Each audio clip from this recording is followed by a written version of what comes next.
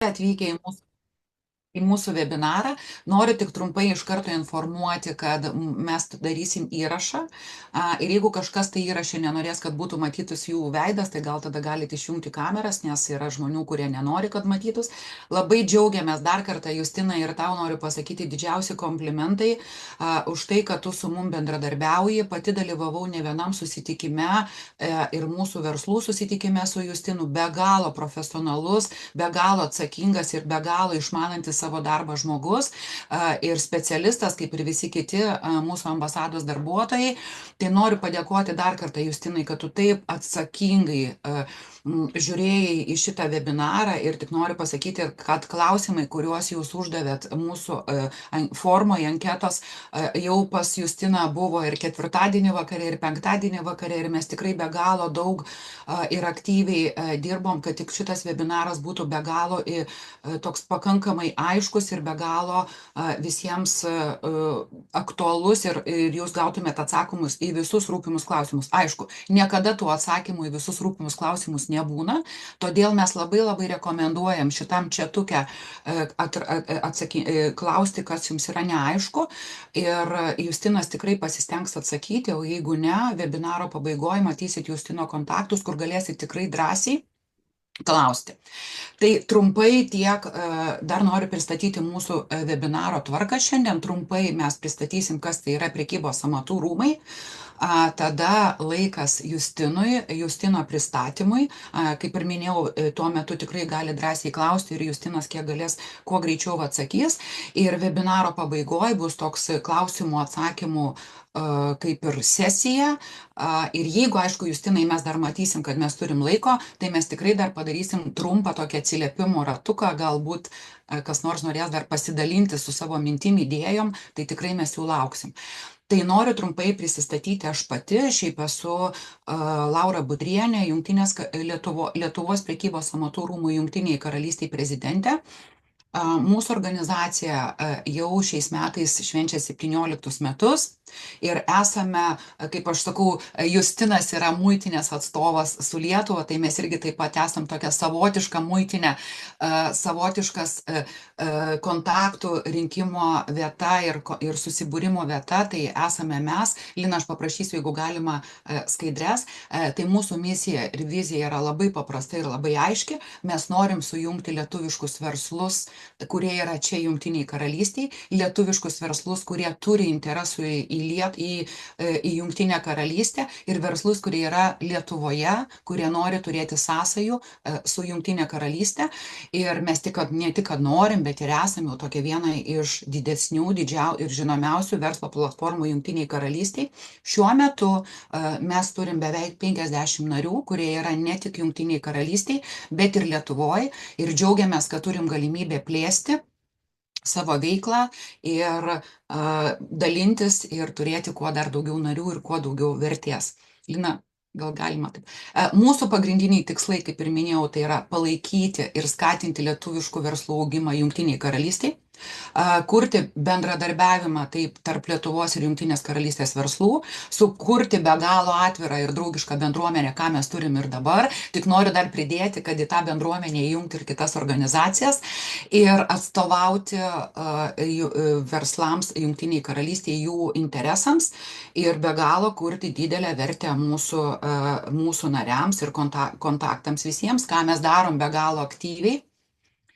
Ir be viso to, kad mes taip turim pirmą kartą tą webinarą ir šitas webinaras mus įpareigoja ateityje daryti tokių webinarų ir daugiau, mes turim tokią veiklą kaip verslo misijų organizavimą, verslo webinarų ir seminarų organizavimą, be galo daug turim įvairių laisvalaikio renginių, verslumo ir skatinimo programas, verslo konsultavimą, narių reklamavimą ir narių atstovavimą Jungtinėje karalystėje. Matau, Angelija, sveiki, tuo pačiu noriu pridėti, kad labai džiaugiamės, gegužės 11 dieną jau turim Panevėžio prekybos amatų rūmus pas mus svečiuose, ambasadoj, ir labai džiaugiamės, kad mes susimatysim. Tai irgi viena iš mūsų veiklų ir viena iš mūsų misijų. Lina?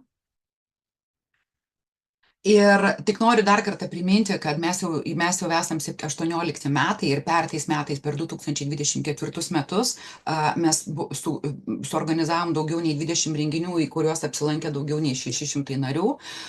Mūsų apsukos didėja ir šiais metais mes turim dar daugiau renginių ir mūsų tikslas yra sulaukti daugiau nei 1000 svečių ir dalyvių mūsų renginiuose.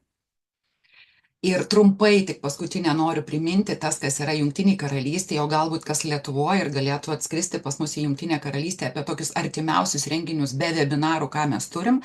Tai kaip ir sakau, didelę garbę turim gegužės 11 dieną ambasadoje 12 valandą susitikimą su Panevėžio prekybos amatų rūmais, kurių net atvyks 20 ir mes labai be galo ruošiamės ir džiaugiamės, kad turim, kaip ir minėjau, galimybę ir turim verslus ir turim be galo didelį ir didelių verslų sąrašą, tai kas yra Jungtiniai karalystiai, mielai laukiam ambasadoj susipažinti, prisistatyti ir užmėgsti naujų kontaktų. Gegužės 18 dar noriu priminti, kad mes turėsim Edinburgė tą pačią misiją kartu su Panevėžiu, susitiksim su vietinė bendruomenė.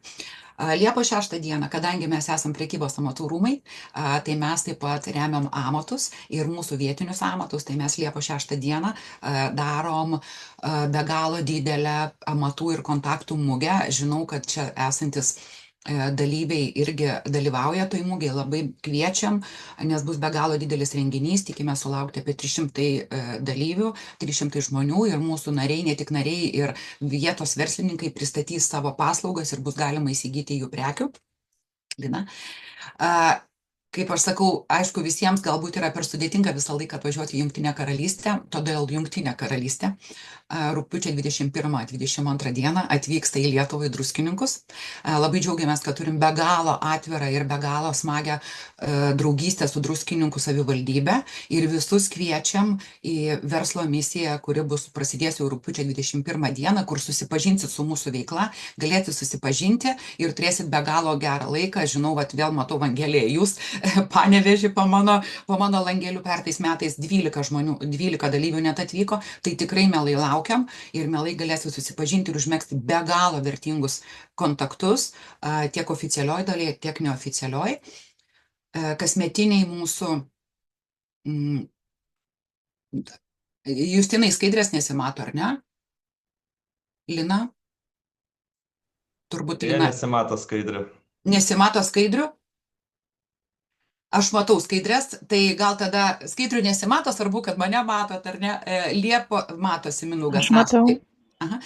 Rugsėjo 26 dieną turim unikalų renginį, tai yra golfo ir teniso turnyrą ambasadoriaus tauriai laimėti, kur kviečiam. Justina, ir jums yra rezervuota vieta teniso korte, jau labai laukiam.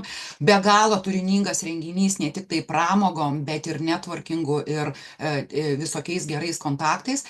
Tai noriu pasakyti, kad tikrai laukiam jau visų ir turim netgi dalyvių, kurie jau yra nusipirkę bilietus ir nori atskristi iš Lietuvos. Tai noriu dar pasidžiaugti, kad pagaliau atgaivinom mūsų kasmetinį labdaros vakarą, lapkričio 29 dieną, kur labai laukiam. Ir paskutinė karšta žinia, kurią sulaukiam vakar vakare, kad spalio 23-24 dieną darom pirmą kartą Jungtiniai karalystiai 2 dienų verslo forumą, 1 dieną lietuvių, 2 dieną anglų kalba, Londone konferencijų salėje ir laukiam. Tai tiek mūsų pristatomų renginių, jeigu kam yra įdomus tie renginiai, tikrai kviečiam prisijungti. Tai tiek trumpai apie mūsų prekybos amatų rūmų veiklą, tikrai stengiamės daryti viską, ką galima daugiau ir ačiū Jums, kad esat ir perdodu žodį ir visą skaidrių valdymą Justinui.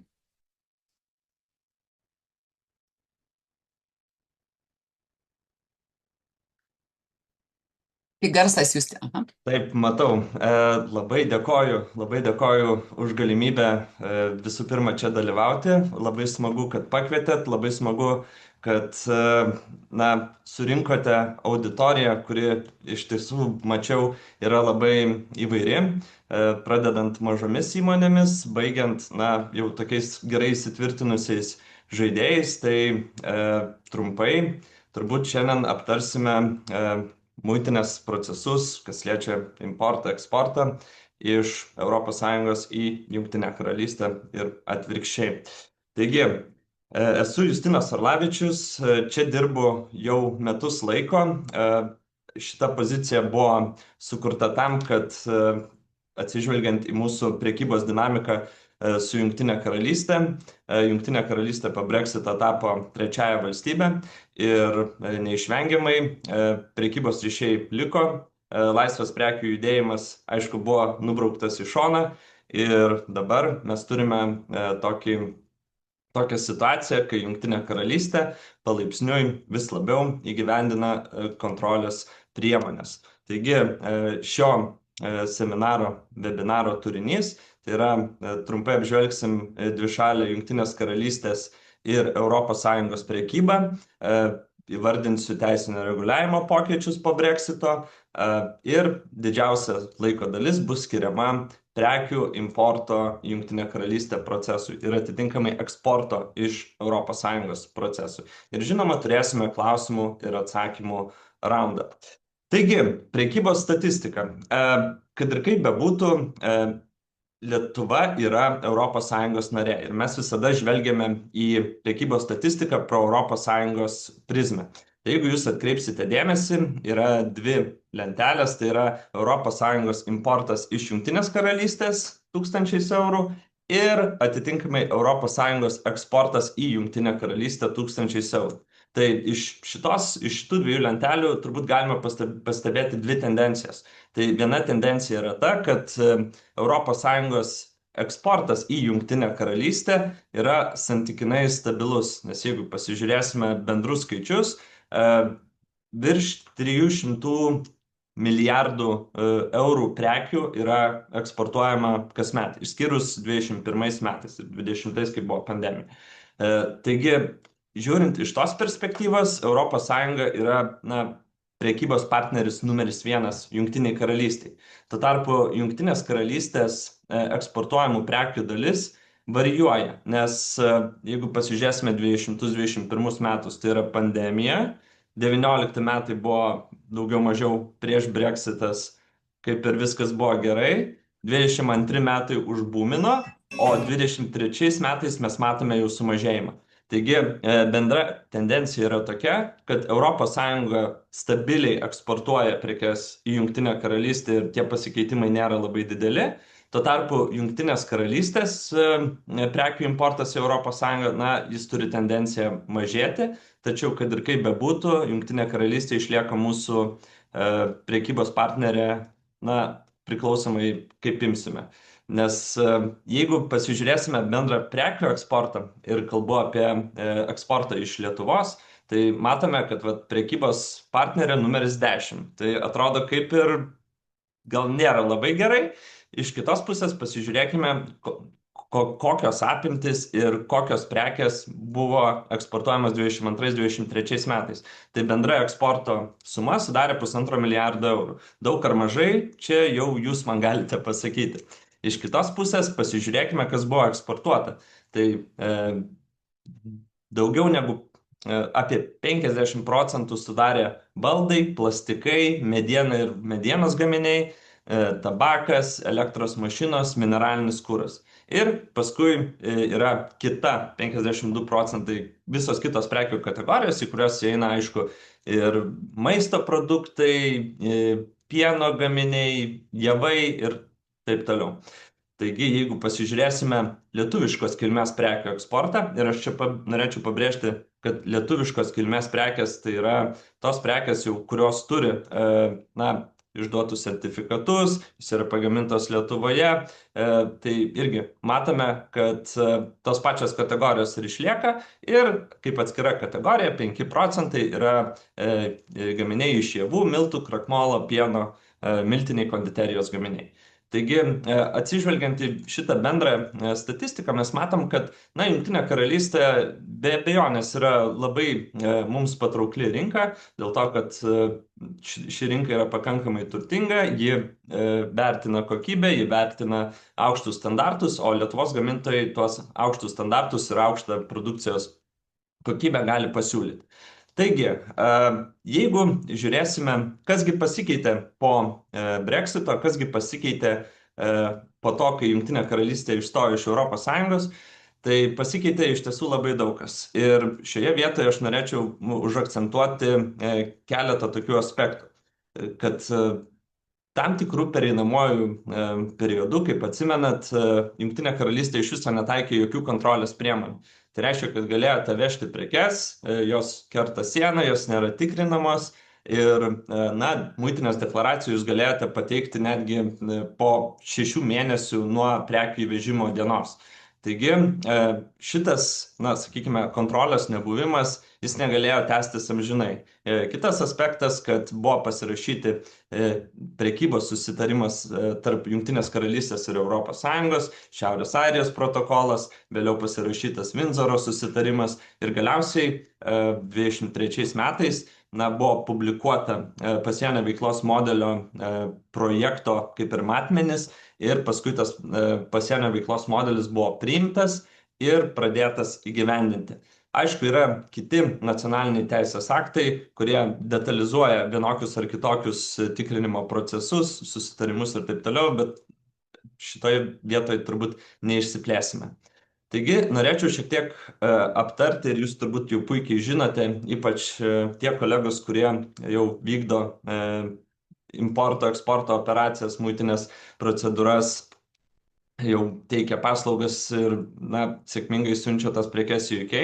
Tai apie pasienio veiklos modelį arba bitomą, kuris įsigalioja laipsniškai nuo 24 metų sausio 31 dienos, kai įvyko, galėčiau pasakyti, tam tikras kvantinis lūžis, nes Jungtinė karalystė realizavo savo teisę į prekių kontrolę, į muitinį tikrinimą ir vėlgi buvo identifikuotos prioritetinės prekės, kurių rizika suponuoja tai, kad reikia pateikti sertifikatus, importuojant, tarkim, gyvūninės kilmės produktus, augalus, augalinės kilmės produktus, aukštos rizikos maistą.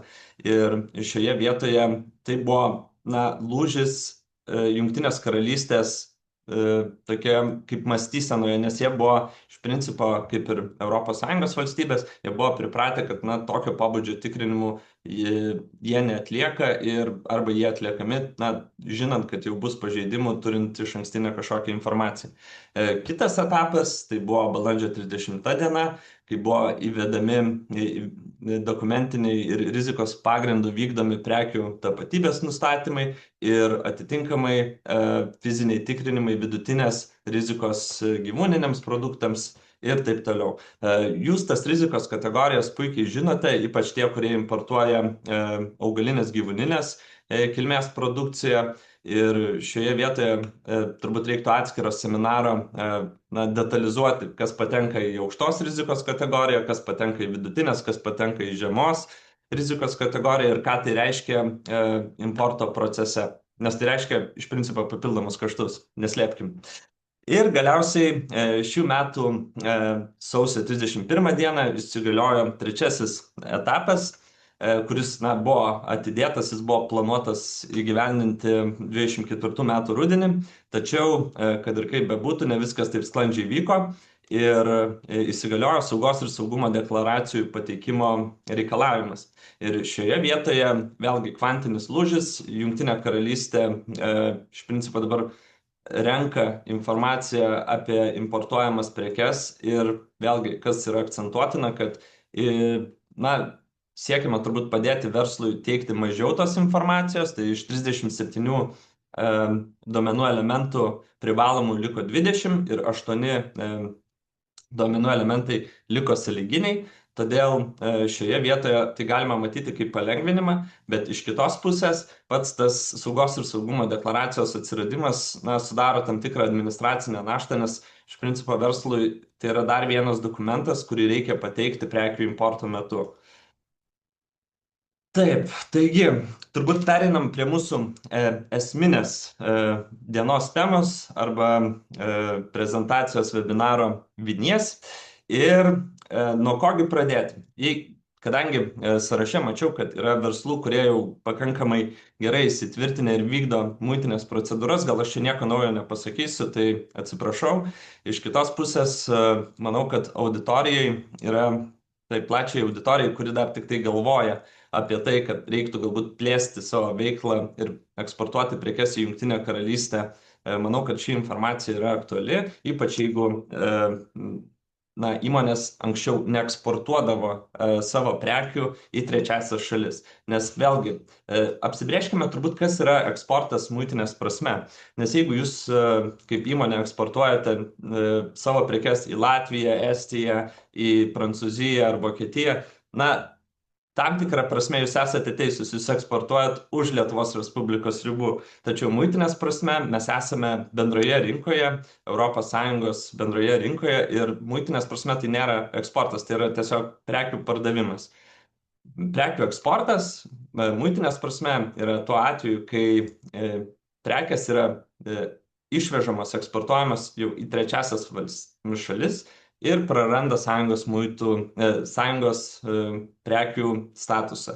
Tai vėlgi, aš labai norėčiau dėti akcentą į tai, kad Jungtinė karalystė yra trečioji šalis, todėl muitinės prasme mes vykdome eksporto procedūras ir mes kalbame apie eksportą ir eksportas lygų muitinės eksportas, kalbant apie UK. Taigi, jeigu niekada neeksportavote prekių į trečiasias šalis, jūs tikriausiai neturite ir ekonominio operatoriaus identifikacinio kodo arba EORI kodo. Vėlgi, kitas labai svarbus aspektas, kad jeigu pasižiūrėsime į pačią eksporto piramidę, tai muitinė pagal EORI kodą jūs atpažįsta kaip muitinės klientą. Nes jeigu jūs neturite EORI kodą, tai tikėtina jūs niekada neturėjote reikalų su muitinė. Tokiu atveju tą EORI kodą reikia išsiimti. EORI kodo išsiėmimas nėra labai sudėtingas. Iš tiesų, kitoje skaidrėje aš tą aspektą detalizuosiu. Tačiau iš principo EORI kodas yra kaip jūsų asmens kodas, nuėjus į banką arba nuėjus, nežinau, ten, kur reikia asmens kodą, pas turbūt šeimos gydytoją, kad jisai matytų jūsų, kas jūs esate, kokia jūsų yra ligos istorija ir atitinkamai galėtų padėti jums rūpimais klausimais. Kitas aspektas, ir tai yra ne ką mažiau svarbu, reikia identifikuoti, kam visgi jūs siunčiate tas prekes, nes jau kai EORI kodą turėsite, turbūt turėsite ir reikalingus sertifikatus, jeigu jų reikia. O jūsų klientai gali būti įvairūs, turbūt gali būti ir fiziniai asmenys, gali būti ir juridiniai asmenys. Ir labai svarbu yra identifikuoti, ar jūs eksportuojate prekes galutiniam vartojimui, ar jūs eksportuojate prekes, sakykime, kitam juridiniam asmeniui, kuris savo ruoštų dar tas prekes galbūt perparduos ar vykdys kažkokią prekių distribuciją. Ir tada, kai jūs jau nusistatėte, ar tai fizinis ar juridinis asmuo, reiktų išsiaiškinti, ar tas prekės gavėjas, kuris jau tas prekes gauna, turi Jungtinėje karalystėje išduotą EORI kodą. Ir, vėlgi, kažkada tai visi EORI kodai kurie yra išduodami Europos Sąjungoje, yra iš principo vieši, jie pripažįstami bet kurioje Europos Sąjungos valstybėje. Dabar, sakykime, Jungtinės karalystės atveju tai yra svarbu dėl to, kad jeigu jūs jau norite gauti prekes čia Jungtinėje karalystėje kaip juridinis asmuo, jūs turėtumėte turėti jau Jungtinėje karalystėje išduotą EORI kodą, kuris prasideda raidėmis GB. Taigi, pereinam turbūt prie deklaracijos. Matau, girdžiu, kad kažkas kalba, bet paprašysiu kolegų numažinti garsą, dėkui jums labai. Tai iš principo, kaipgi pateikti tą muitinės deklaraciją? Tai dažnu atveju maži ir vidutiniai verslai renkasi teikti deklaracijas naudojantis muitinės tarpininkų paslaugomis. Tačiau muitinės deklaraciją galite pateikti ir patys. Tai norint pateikti tą deklaraciją, reikia gauti EORI kodą. Kai jūs jau kodą turite, užsiregistruojate, gaunate tą kodą naudojantis muitinės leidimų sistema, tokiu atveju jūs jau turėsite galimybę prisijungti prie išmaniosios muitinės deklaracijų apdorojimo sistemos, MDAS. Iš kitos pusės, koks yra disclaimeris? MDAS arba išmanioji muitinės deklaracijų apdorojimo sistema, šiaip jinai yra kurta ir pritaikyta apdoroti didelius informacijos kiekius, tai yra duomenų paketus. Nes jeigu mes pasižiūrėsime iš šono, deklaracija kaip tokia, ji yra duomenų paketas. Tai duomenys apie siuntėją, gavėją, prekės vertę, prekės kilmę, svoriai, vežėjai ir taip toliau. Tai yra tam tikras duomenų paketas. Ir kai ta sistema buvo kurta, iš principo importo, eksporto, kitas muitinės procedūras vykdė įmonės, kurios importuodavo ir eksportuodavo prekes, urmu dideliais kiekiais, arba yra teikiama, tarkime, 10 000 deklaracijų vienu metu. Ir tie duomenų paketai iš principo siunčiami yra į muitinės sistemą. Muitinės sistema juos identifikuoja, apdoroja ir yra pradedama vykdyti muitinės priežiūrą ir kontrolę. Tai šioje vietoje aš norėčiau tik tai suakcentuoti tai, kad ta muitinės deklaracija, ji nėra tokia, sakykime, user-friendly, kaip yra, pavyzdžiui, valstybinės mokesčių inspekcijos pajamų mokesčio deklaracija. Tai jeigu mes, sakykime, kalbame apie mažos vertės siuntas, tai taip yra kažkas panašaus, bet kas liečia normalias procedūras, normalias komercinės muitinės procedūras, tai nėra to user-friendliškumo, nes yra sistema pritaikyta apdoroti didelius duomenų srautus, didelius duomenų kiekius ir šioje vietoje gali būti sudėtinga.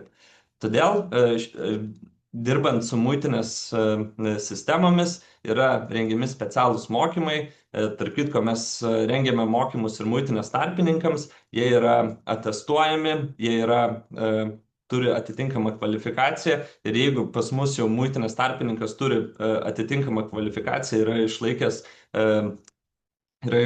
egzaminą ir, tikrai mes ten neduodam lengvų prekių klasifikuoti. Dažniausiai duodam tokias įdomesnės prekes, kurios reikalauja šiek tiek pasukti galvą. Iš kitos pusės labai svarbu yra tai, kad teisingai suklasifikuoti prekę irgi reikia mokėti, nes yra ir klasifikavimo taisyklės, ir prekių specifika. Tiesiog tai yra ganėtinai sudėtingas procesas. Todėl iš vienos pusės, jeigu jūs tikrai norite, galite pabandyti tą muitinės deklaraciją pateikti patys, bet be specialių žinių, be mokymų, tai yra ganėtinai sudėtinga padaryti. Dėl to daugelis mažų ir vidutinių įmonių naudojasi muitinės tarpininkų paslaugomis arba paslaugomis, kurias teikia vežėjas. Nes paprastai būna taip, kad mums reikia išvežti prekes, vežėjas pasisiūlo išvežti, pateikti deklaraciją, atstovauti muitinėje ir galiausiai, jums reikia tik tai sumokėti kažkokį mokestį. Taigi šioje vietoje tos dvi opcijos yra įmanomas ir, jūsų teisė rinktis. Nes kitos didelės įmonės tiesiog turi savo personalo arsenale muitinės tarpininką arba muitinės tarpininko pažymėjimą turintį asmenį, kuris iš principo ir tvarko tos visus formalumus.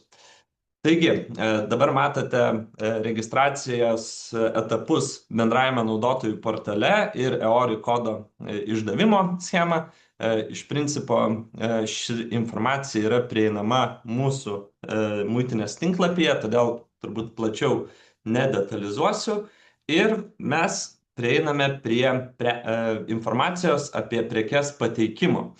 Ir šioje vietoje norėčiau šiek tiek detalizuoti pačią informacijos pateikimo svarbą. Nes kai jūs teikite muitinės deklaraciją, jūs atsakote už pateiktų duomenų patikimumą, tikrumą, teisingumą ir taip toliau. Tai reiškia, kad pateikę informaciją apie prekių kilmę, vertę, svorį, kombinuotos nomenklatūros kodą, tai yra suklasifikuota prekės klasifikacijos kodą, taikomus ribojimus, atitinkamai pateiktas licenzijas, leidimus ar sertifikatus, jūs iš principo kaip subjektas jūs prisimate visą atsakomybę, jeigu atlikus muitinį tikrinimą, muitinė nustatys neatitikimus, bus klaidų arba kažkokių kitų, sakykime, klausimų, kur muitinė reikalaus pateikti papildomus dokumentus. Taigi, kaip rasti tuos draudimus ir ribojimus? Nes atrodo, tarkime, noriu eksportuoti nežinau, kokią nors kompiuterio pelę, ar ne? Ar ta kompiuterio pelė turi kažkokių tai draudimų? Nu, turbūt, kad taip, nes įvežti, tarkime, Europos Sąjungą, tu gali elektronikos prekes, kurie turi CE žymėjimą, tai kas reiškia Conformité Européenne. Ar tai gali būti naudojama kaip dvigubos paskirties pelė, nežinau, kokiai nors raketų valdymo įrangai? Galbūt. Jeigu taip yra, tada jau reikia eksporto licenzijos arba priklausomai, jeigu tai yra eksportas, tai eksporto licenzijos, ar jeigu tai yra importas, tai vėlgi leidimo. Tai tada kyla klausimas, kaipgi tas kompiuterinės peles suklasifikuoti, kad žinoti visus tos reikalavimus ir dokumentus, kurių reikia.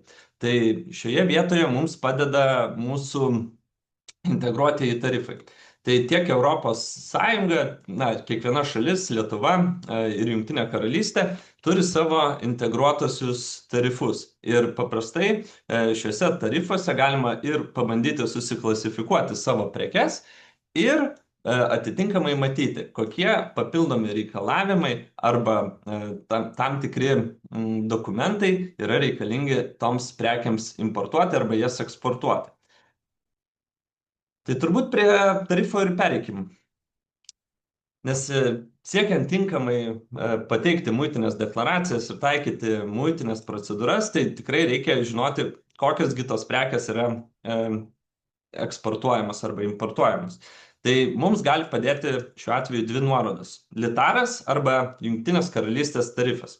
Jeigu mes norim importuoti prekes į ES, į Lietuvą, tai atsidarome litaro linką. Aha, pabėgo.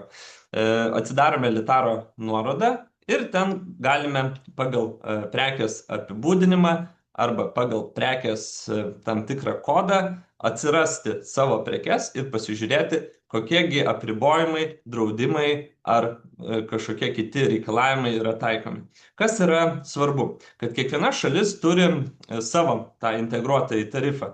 Ir šioje vietoje daugumoje atvejų ribojimai bus, sakykime, visur vienodi, bet gali būti tam tikrų specifinių aspektų. Ir čia, pavyzdžiui, norėčiau pažymėti Maltos pavyzdį, nes atrodo automobilio padanga. Į Lietuvą tu importuoji su dokumentais, ten dėl pavojingų galbūt medžiagų ir kaip ir viskas tvarkoje.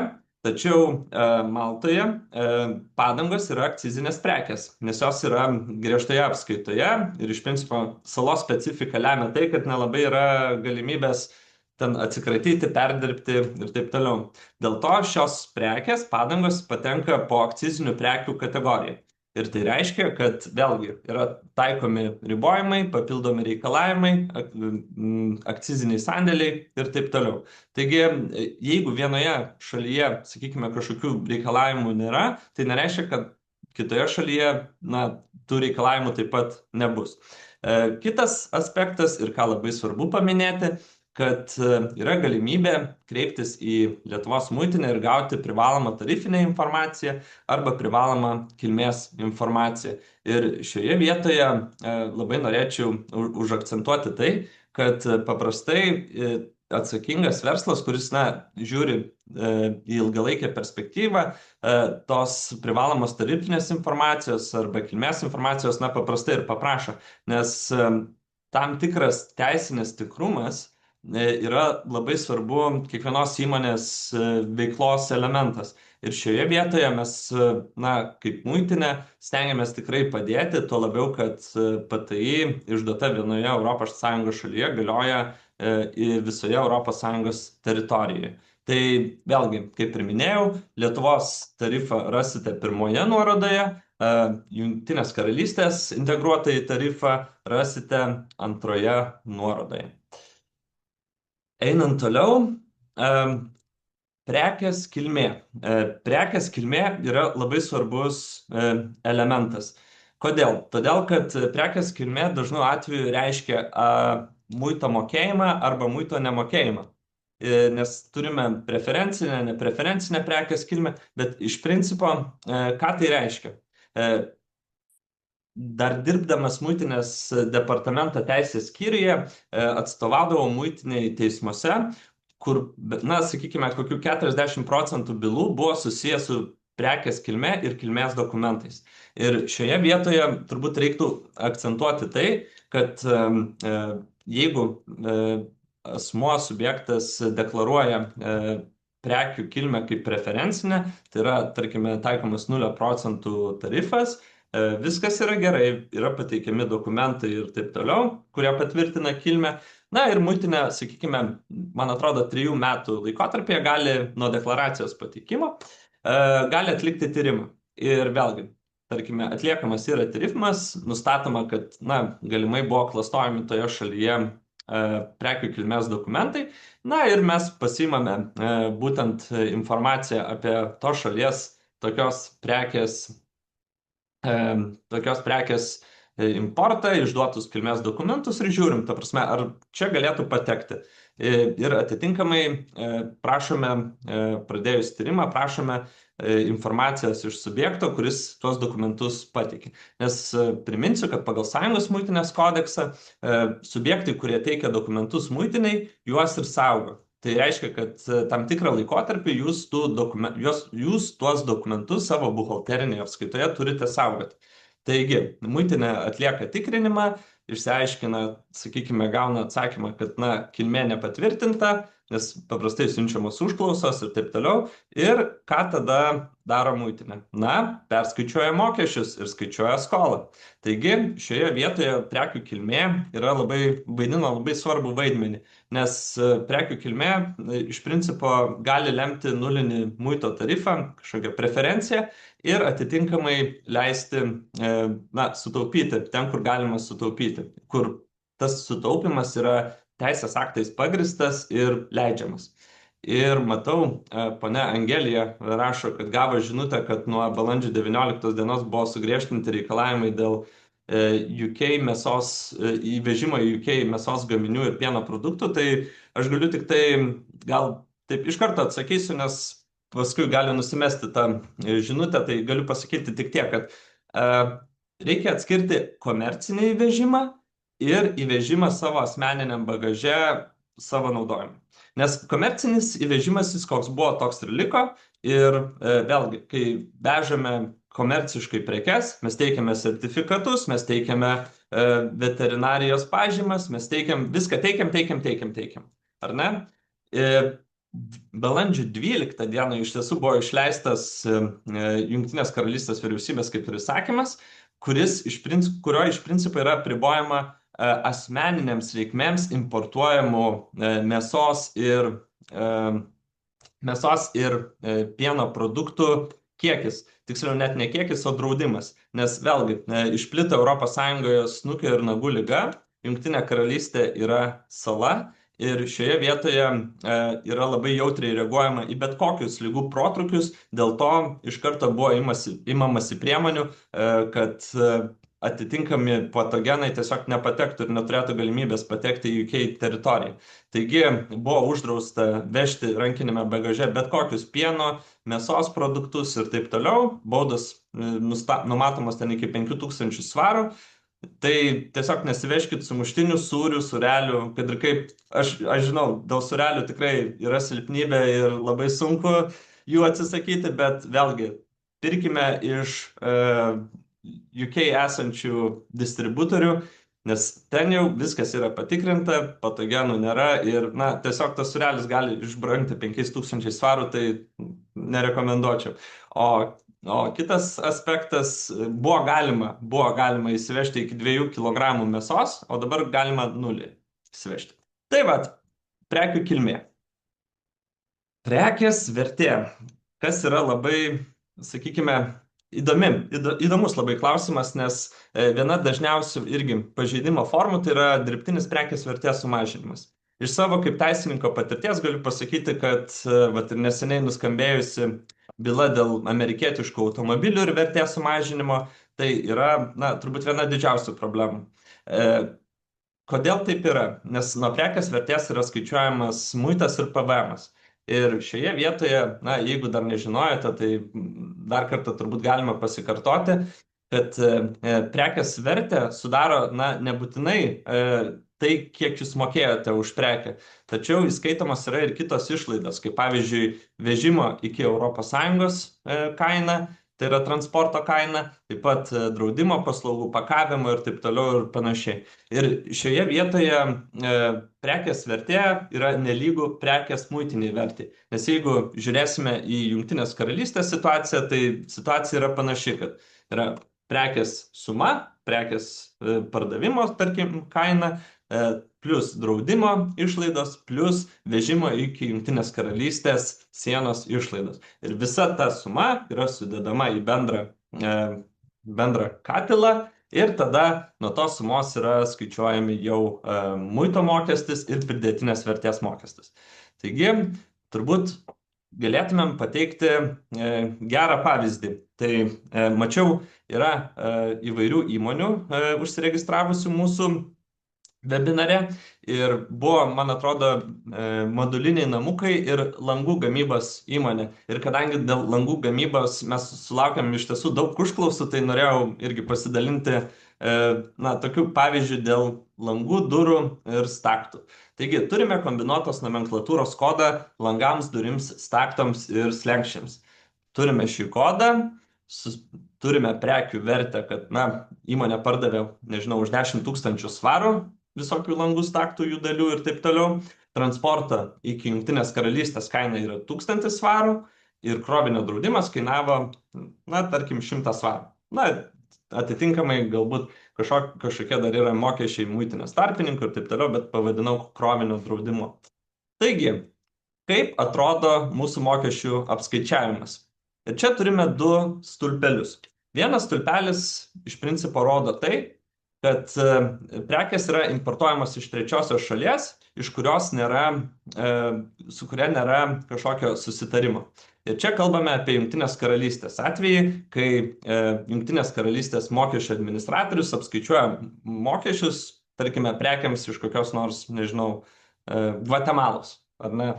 Nežiūrėjau, ar turi su Gvatemala susitarimą, bet tarkim, matome trečioji šalis, atitinkamai prekės importo vertė, tai yra prekių vertė plus vežimas plus draudimas, tai yra 11 100 svarų importo muitas, nes kadangi yra importuojama iš trečiosios šalies, taikomas 6 procentų importo muitas, tai yra velniškai didelė pinigų suma 666 svarai ir nuo tos sumos, tai yra nuo muitinės vertės plus muito yra dar apskaičiuojamas pridėtinės vertės mokestis. Tai yra 2353 svarai ir 20 pensų.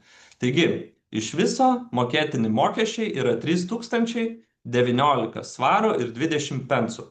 Dabar pasižiūrėkime į dešinę pusę, kadangi ten matome, kad ES turi preferencinį treatmentą arba preferenciją būtent šitos rūšies prekiams. Tai reiškia, kad importo muitas yra 0, kaip matote, pridėtinės vertės mokestis yra 2220 svarų ir bendra mokėtina suma yra 2220 svarų. Taigi, prekės kilmė yra tikrai labai svarbu. Dėl to labai rekomenduočiau, jeigu eksportuojate lietuviškos kilmės prekes, pasirūpinti kilmę įrodančiais dokumentais.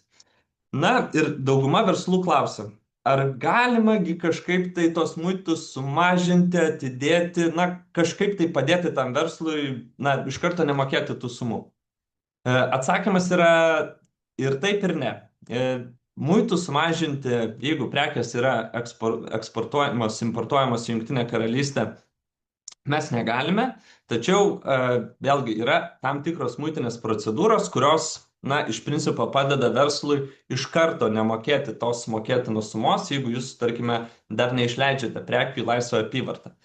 Tokie atvejai apima laikiną įvežimą, kai prekės, sakykime, yra įvežamos taisymui, mechanizmai kokie nors, pavyzdžiui, atvežamas kranas taisyti, pataisomas, sukuriama pridėtinė vertė ir paskui jis yra išvežamas.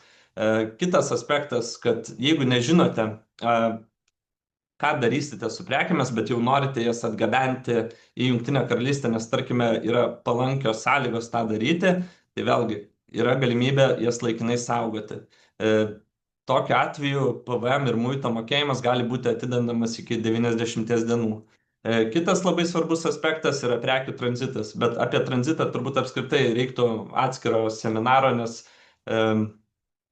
šio seminaro metu turbūt neišsiplėsime, nes vėlgi tranzitui irgi yra taikomi tam tikri supaprastinimai, bet kad ir kaip bebūtų, galų gale įmonė vis tiek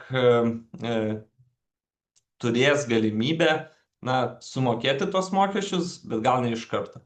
Nes jeigu pažiūrėsime iš sisteminės pusės, verslai, kurie turi būstines, yra įsisteigę Jungtinėje karalystėje, iš principo galim mokėti tos mokesčius kas mėnesį tiesioginiu debetu. Tai čia yra galbūt toks paskutinis palengvinimas, bet viskas priklauso nuo muitinės procedūros, kuri yra įforminta konkrečioms prekiams. Ir tik jūs sprendžiate, ką su tomis prekiamis daryti. Norėčiau atkreipti dėmesį ir į prekes, kurios pagal savo specifiką yra sudėtingos. Jos yra sudėtingos dėl to, kad jų importas reikalauja papildomų sertifikatų, leidimų, licencijų ir panašiai. Tai čia yra nebaigtinis sąrašas prekių, kurios reikalauja papildomų dokumentų, jas importuojant į Jungtinę karalystę. Ir atkreipsite dėmesį, kad tai yra gyvūnai, gyvūninės kilmės produktai, augalai ir augalinės kilmės produktai, aukštos rizikos maisto produktai. Tai vėlgi apie rizikas ir maisto produktus reiktų atskiro webinaro. Veterinariniai ir žmonėms skirti vaistai, atliekos, audiniai ir ląstelės, F dujos, tai fluorintos dujos, tai galų gale šaldytuvas, oro kondicionieriaus įranga, kiti įrengimai, kurie naudoja F dujas, irgi tiek į ES, tiek į Jungtinę karalystę importuojant reikia leidimų. Kitas aspektas apie ginklus, peilius ir, sakykime, kitas naikinimo priemonės aš jau net nekalbu, bet vėlgi labai svarbu paminėti yra pavojingas cheminės medžiagas ir cheminių medžiagų prekursorius, nes, kaip žinote, yra tam tikros medžiagos, kurios yra narkotikų prekursoriai, kurios modifikavus iš principo galima gauti narkotinių medžiagų labai greitai ir labai, sakykime, neįdėjus daug pastangų, tai tos medžiagos irgi reikalauja specialių leidimų importo atveju. Kadangi buvo klausimas apie mažos vertės siuntas, tai turiu galimybę šiek tiek užvesti ant kelio dėl mažos vertės siuntų ir norėčiau turbūt užakcentuoti du dalykus. Pirmas dalykas yra tai, kad nepriklausomai nuo vertės, bet kuriai siuntai, bet kurioms prekiams importuojamams į Jungtinę karalystę reikia muitinės deklaracijos. Kas ją pateiks, tai čia yra jau kitas klausimas. Nes vėlgi, jeigu žiūrėsime iš muito ir pridėtinės vertės mokesčio pusės, mažos vertės siuntoms nėra taikomas muitas. Kas yra ta maža vertė? Tai yra nuo 0 iki 135 svarų. Bet čia vėlgi nėra įskaitomi transporto ir draudimo kaštai. Tai muitas gali būti netaikomas, valio, tačiau pridėtinės vertės mokestis Jungtinėje karalystėje yra taikomas nuo pirmo svaro. Lygiai taip pat kaip Europos Sąjungoje. Ir tada kyla klausimas, kaip jūs parduodate tas prekes ir kam jūs jas parduodate. Jeigu prekes jūs parduodate per juridinį asmenį, kaip pavyzdžiui interneto platformą, tokiu atveju ta interneto platforma ir yra arba turėtų būti atsakinga už tos pridėtinės vertės mokesčio, kaip ir administravimą ir rinkimą. Jeigu jūs kaip mažas verslas parduodate per savo, tarkime, interneto svetainę, nežinau, kokį nors šalikėlį, mezginius ir taip toliau, tada jūs jau esate ir subjektas yra Jungtinėje karalystėje, tada jūs jau esate atsakingas už pridėtinės vertės mokesčio surinkimą ir jo pervedimą Jungtinės karalystės mokesčių ir muitų tarnybai. Taigi, jūs to paprastai padaryti negalėsite, nes tokiu atveju jums reikia registruotis UK PVM mokėtojui. Ir ta registracija atneša savų iššūkių. Tai dėl to ir akcentuotina, kad jūs turite aiškiai žinoti, kam jūs parduodate prekes, nes kitu atveju galite likti su prievole pateikti ir pervesti tas lėšas, pridėtinės vertės mokesčio lėšas Jungtinės karalystės kompetitingoms institucijoms.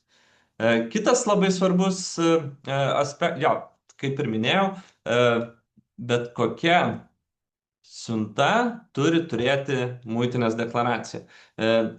Vienais atvejais mažoms siuntoms yra taikomas mažesnis duomenų rinkinys. ES mastu šiuo metu yra diskutuojama dėl vos 4 kombinuotos nomenklatūros kodų, kuriais galėtų būti deklaruojamos konkrečios prekės. Tai yra toks kaip ir bucket listas arba kibirėlių sąrašas, kad į vienos kategorijos kibirėlį patenkančios prekės būtų apmokestinamos su paprastintų 9 procentų tarifu ir taip toliau ir panašiai. Ir 4 kategorijos iš principo.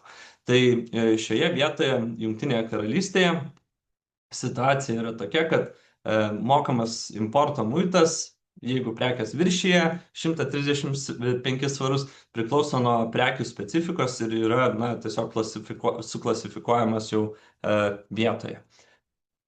Taigi, turbūt prieiname prie klausimų ir atsakymų ir matau, kad mūsų čate kol kas tų klausimų kaip ir nėra daug, bet labai norėčiau, kad tų klausimų atsirastų, o jeigu neatsiras, arba jūsų situacija yra ganėtinai išsami ir norėtumėte šiek tiek daugiau informacijos pateikti iš savo pusės, brūkštelkite man elektroniniu paštu, jeigu galėsiu, aš iš karto atsakysiu, jeigu negalėsiu, tada persiųsiu kolegoms į mūsų muitinės departamentą, priklausomai kokia bus klausimo specifika ir mes jums suteiksime tam tikrą konsultaciją.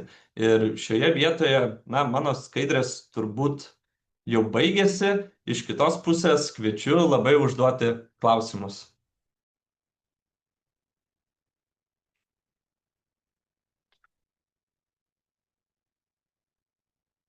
Ar mane girdėjo kas nors? Nes taip atrodo, pakalbėjau, o atgalinio ryšio nematau. Ok, tai labai smagu.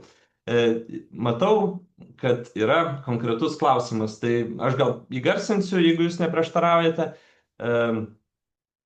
Kai buvo siunčiamas 900 eurų vertės siuntinys iš Lietuvos į turbūt Jungtinę karalystę, ar ne?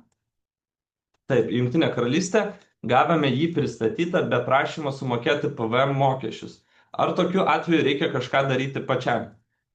Turbūt atsakysiu dvejopai.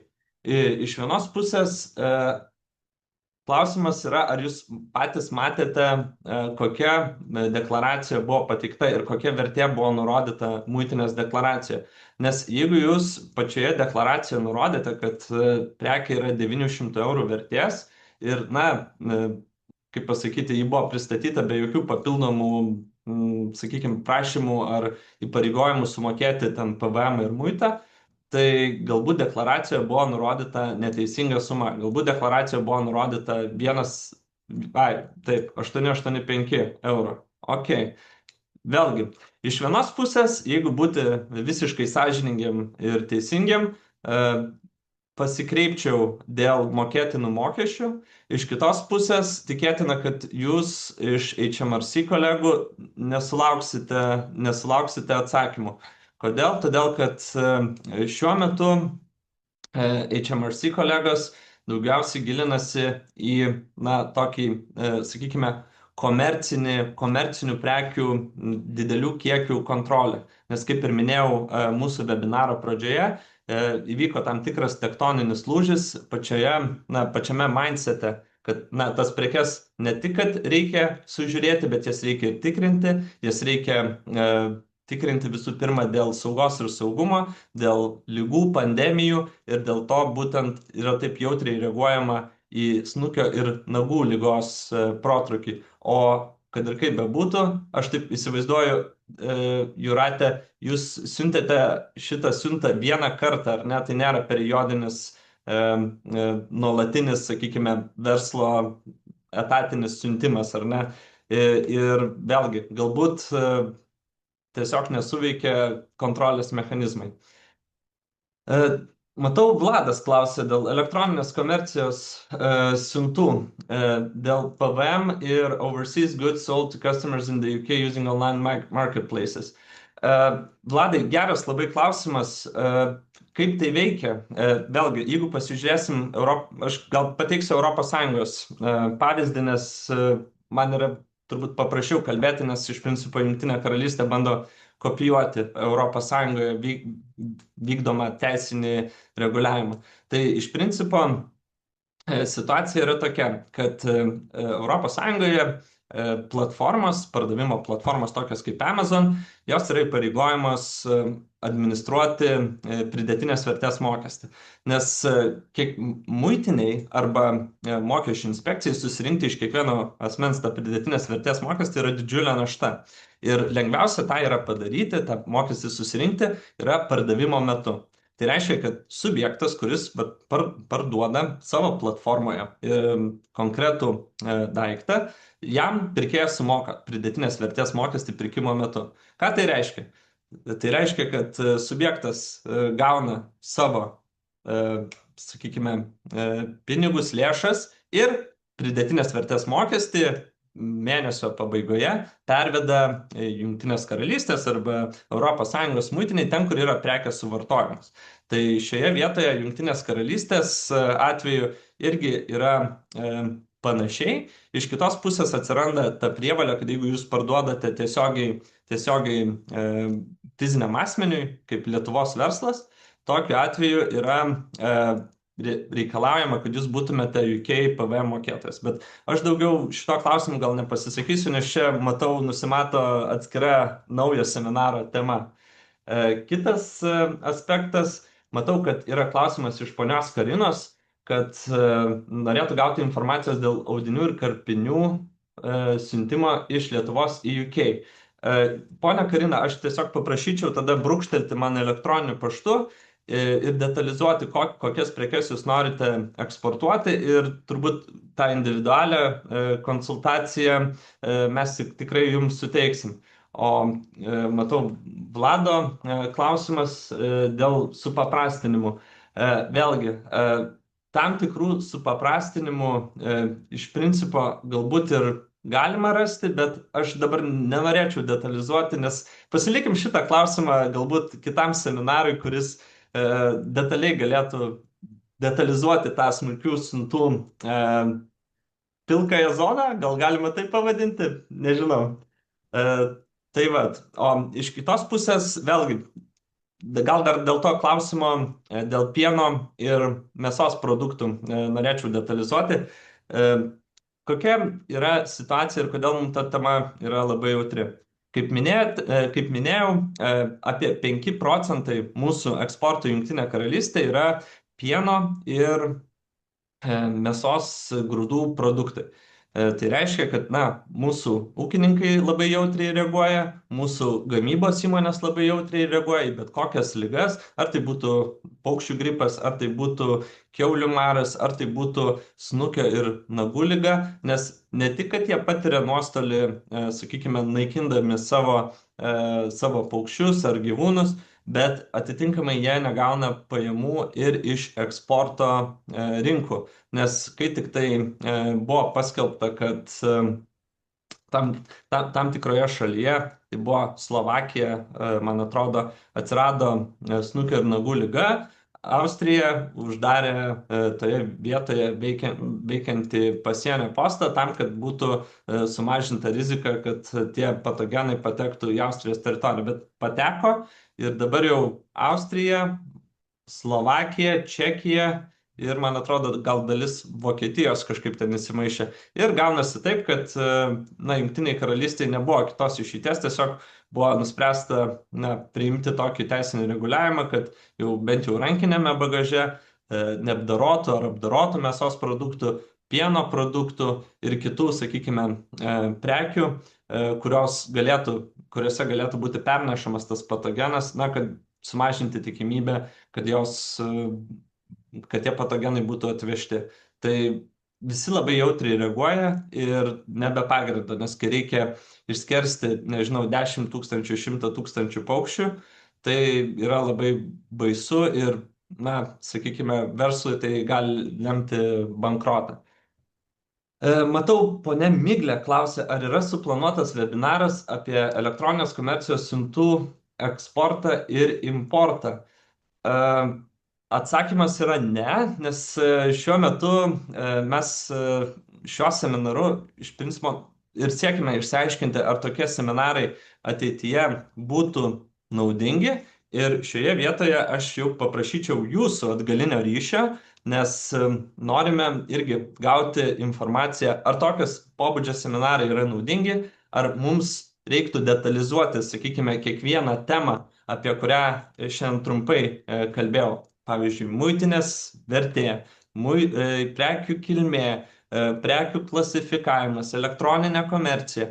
Ar mums reiktų detalizuoti kiekvieną iš tų temų į atskirą webinarą? Nes tokiu atveju atskiras temas galėčiau pristatyti aš ir jas detalizuoti, o iš kitos pusės, jeigu aš jau negalėčiau detalizuoti, galėčiau turbūt pasikviesti kolegų, kurie gali, nes būtų paprasčiau turbūt specialistui pristatyti tarifinį prekių klasifikavimą su visomis taisyklėmis ir išimtimis, ir negu man bandyti vėl iš naujo to mokytis. Taigi, labai kvieščiau jūs pasimti telefonus, nusiskanuoti su kamera QR kodą, na ir atsakyti iš principo į vieną klausimą, ar buvo naudingas šis seminaras. Nes iš vienos pusės man kaip muitinės atstovui yra įdomus muitinės klientų ir potencialių klientų atgalinis ryšys. Iš kitos pusės visada įdomu, ką mes galėtumėm patobulinti, ar tokio pobūdžio seminarai yra reikalingi ir ateityje. Ir, na, kad ir kaip bebūtų, tai yra pirmas seminaras, bet tikėtina ne paskutinis, bet apklausa parodys. Taip, matau, Mindaugas klausia, kokie dokumentai ir procedūros reikalingi įforminti eksporto deklaraciją iš Jungtinės karalystės. Taigi, Mindaugai, klausimas, o kokiasgi prekes norite eksportuoti? Viskas priklauso iš tiesų nuo prekių specifikos. Jeigu jūs norite eksportuoti kažkokias prekes, kurioms yra taikomi papildomi ribojimai, pavyzdžiui, dvigubos paskirties prekės, gyvūninės kilmės prekės, kažkokie chemikalai ir taip toliau, tai vėlgi priklauso nuo prekių specifikos. Ir jūs tuos dokumentus ir daugumą reikalavimų rasite Lietuvos integruotame tarife, Litare. Ir manau, kad jeigu jūs suvesite į Google Litar arba, kaip ir rodžiau ankstėliau, paspausite ant nuorodos, iš principo jūs tą Litarą galėsite atsiversti, susiklasifikuoti savo prekę ir daugiau mažiau atrasti draudimus, ribojimus ir, na, dokumentus, kurių reikia. O iš principo dokumentų reikia, na, labai paprastų. Tai yra, ką jūs vežate, kas jums veža, ar yra kažkokie sveikatos sertifikatai, ar kažkokie yra eksporto leidimai ir viską pateikėt su deklaracija. O jeigu jau žiūrint iš tos praktinės pusės, jeigu atrodo, kad, na, kažko nežinote arba manote, kad pats nesugebėsite to padaryti, ir aš jūsų nekaltinu, nes tikrai tas procesas yra, kai jau moki ir darai tai kasdien, jis yra pakankamai lengvas ir paprastas. Iš kitos pusės, kai tu, na, pirmą kartą su tuo susiduri, tai viskas atrodo kosmosas ir ko čia muitinė ta iš viso nori ir ko jinai čia bando užkirsti verslui kelią, ta prasme, kažką tai importuoti ar eksportuoti. Tai va. Ir matau, Ieva klausia, tiesiog turbūt čia toks kaip ir klausimas, kad tinkama tema ateičiai būtų padiskutuoti apie Incoterms sąlygas, kaip pasirinkti tinkamas pardavimo sąlygas ir kas atsakingas už mokesčių mokėjimą importuojant į UK. Tai čia šitoj vietoj dėl Incotermsų mes nelabai ką turim pasakyti kaip muitinė, nes mes žinom, kas yra atsakingas, kas yra atsakingas už mokesčių mokėtoją, tai yra gavėjas arba vėlgi procedūra. Nes yra keli subjektai. Yra siuntėjas, yra gavėjas, yra procedūros vykdytojas, yra tarpininkas, kuris pateikia deklaraciją jūsų vardu. Ir labai priklauso, ta prasme, jūs kaip verslas, kokį modelį pasirenkat. Nes jeigu jūs pasirenkate teikti patys Ir vėlgi, jūs eksportuojate ne patys savo kažkur į sandėlį, o kitam subjektui, tai tas subjektas, kuris paprastai gauna prekes ir turėtų mokėti, nebent jūs susitarėt kitaip. Ir čia šitoj vietoj iš muitinės pusės mes Incotermsų net nelabai galim komentuoti iš tiesų, nes tai yra daugiau santykis tarp dviejų ūkio subjektų ir tų ūkio subjektų teisinių santykių turbūt balanso. Bet iš kitos pusės matau dar, kad rekomendacija kaip iš transporto įmonės, tai viskas yra gerai, bet mes kaip muitinė stengiamės į tos verslo procesus kištis kaip įmanoma mažiau, nes paskui galime sulaukti tokio, sakykime, kaltinimo, kad, vat jūs rekomendavot vienokias ar kitokias sąlygas, o dabar, vat, atsitiko taip, kaip atsitiko. Tai, tikrai, jūs žinote, kaip tą verslą daryti. Mes žinome, kaip vykdyti kontrolę, įvertinti rizikas, ir stengtis padėti tam verslui, vykdyti veiklą skaidriai, vykdyti veiklą sąžiningai ir tai, kad, mes iš principo, mes kaip Lietuvos Respublikos muitinė norim padėti sąžiningam verslui ir konsultuoti ir suteikti, visą reikiamą informaciją. Bet kas liečia nesažiningą veiklą, mes jos toleruoti negalime ir, jeigu yra klausimai, tarkime, o ar dažnai tikrinat, ar kaip čia išvengti tos kontrolės, ar kažko tai, kad ir kaip bebūtų, mes kontroliuojam viską. Jeigu kažkas prasprūsta, galima teikti, kad jums arba labai pasisekė, arba kažkas pas mus nesuveikia, arba abu. Bet iš kitos pusės, kaip ir sakiau, 3 metai nuo deklaracijos pateikimo mes galim pas jūs ateiti. Ir jeigu neatėjom iš karto, tai ateisim galbūt po 2,5 metų.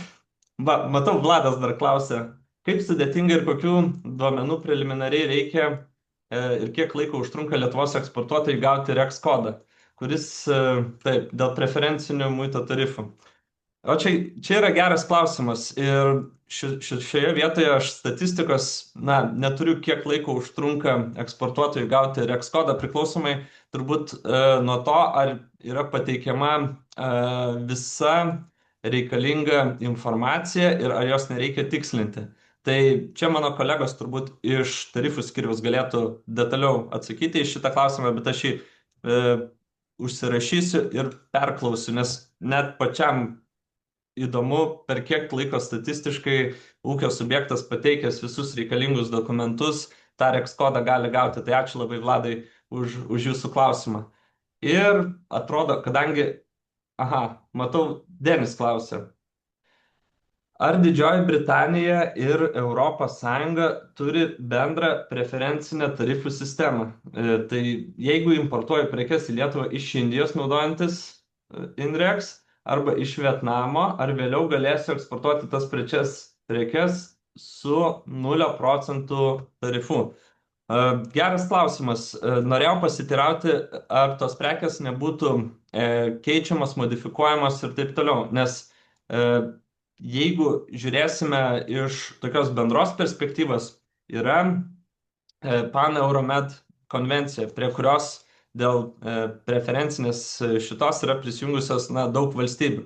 Ir man reiktų dabar patikrinti iš principo, ar būtent iš minėtų šalių galėtų būti taikomos 0% muito tarifas eksportuojant prekes į Jungtinę Karalystę.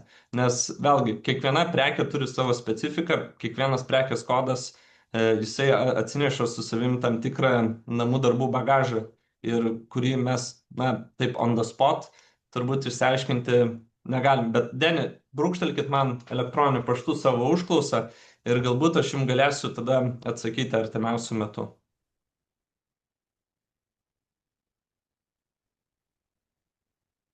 Nėra už ką, viskas ok.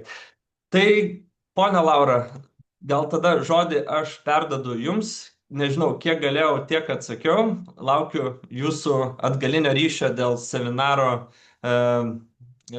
nežinau, kokybės, apklausos, tai yra kokybės dėl tolesnių seminarų poreikio. Ir iš kitos pusės laukiu jūsų paklausimą elektroniniu paštu. Tikiuosi, kad nekalbėjau pats savo, bus galbūt ši informacija kažkam naudinga. Ir ponia Laura, žodis jums. Ačiū, ačiū Justinai, kaip aš sakau, toks kaip labai labai viskas profesionalu ir aišku. Ir labai smagu, kad gavo atsakymus tam, kas buvo aktualu. Angelė, jūs gavote atsakymą, nes vėl jūs matau kamerą, jūs ir Andriu. Ar jums kokių klausimų dar kyla? Taip, man regis, kad buvo tikrai labai naudinga ir mūsų nariai, kurie dalyvavo, turbūt gavo atsakymus, bet jie parašys. Jeigu dar bus kokių klausimų, ar aš galėčiau Justinui rašyti tiesiogiai? Taip, Angelija, mes kaip tik kalbėjom su Justinu, kad mes būtumėm labai patenkinti ir kad tiesiai užklausos nueitų pas Justiną. Ir Justinas sakė, jeigu reikėtų, jis persiųstų savo kažkokiem atitinkamiem kolegom. Ir jeigu kažkokie klausimai, tikrai bus galima padaryti. Ir labai aš džiaugiuosi, kad Justinas sukūrė tą linką dėl tos apklausos. Tada mes galėsime matyti, kaip galima tai daryti toliau ir į kokį gylį eiti su tais webinarais. Šiandien mes turėjom webinarą dėl muitinės reikalavimo, ar ne, mes turim irgi visokių partnerių, ką mes galėsim irgi pristatyti kitus webinarus iš vis apie verslo galimybės, apie įmonių steigimą, apie labai aktualų vizų klausimą, kas dabar turi įmonės, nori darbinti darbuotojus. Mes tikrai stengsime tai daryti ir visą laiką, Angelė, jūs esat visuose mūsų renginiuose ir dar prisiminkim jau prieš metus laiko jūsų tą klausimą, kas toliau. Tai toliau tikrai sukursim naują turinį naujam webinarui, o su Justinu tikrai pasiderinsim, ką galėtumėm dar smulkesniais ir tikslesniais klausimais pakalbėti. Tai ačiū Jums, kad Jūs visi buvot, kad aktyviai uždavinėjot klausimus, tikrai pildykit šitą apklausos formą.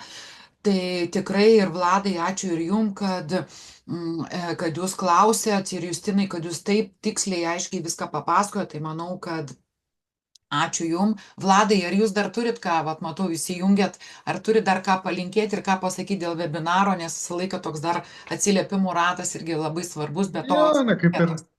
Kaip ir pridurs stipriai neturiu, ką noriu, tiesiog tikrai labai padėkoti Justinui, labai manau, net ir mums buvo, kaip patiems užsiemantiem muitinės veikla, daug naudingos informacijos ir šiaip džiugu, kad verslui padeda, nes, kaip rašiau komentare, praktikoje su Jungtinės karalystės institucijom susidurėm, kad jie nelabai arba nekonsultuoja, arba tai daro labai lietai, arba kaip mėto nuo vieno skyriaus pas kitą ir ratu ten skambini, rašai, nieks atsakymų neduoda, tai Justinai ačiū ir žinokit, dėl tos pagalbos turbūt dar kreipsimės, nes tokių aktualių klausimų tikrai nemažai. Tai ačiū Jums dar kartą ir mes planuojam irgi paskelbsim artimiausių metų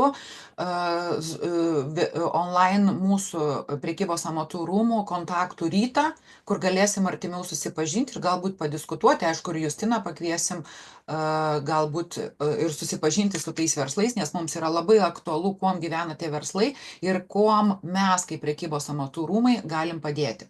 Tai turbūt sakom iki kitų greitų kartų. Į klausimą, kas toliau, tai toliau yra gegužės 11 diena, sekmadienis, 12 valanda, Jungtinė karalystė, Lietuvos ambasada, laukiame visų, kas galite atvykti, kas norit susipažinti su Panevėžio prekybos amatų rūmais, su ambasados darbuotojais, su Jungtinės karalystės verslais. Tai mes sakome iki kitų kartų ir iki turbūt. Iki, ačiū labai. Ačiū labai už iniciatyvas. Ačiū. Ačiū labai, viso gero.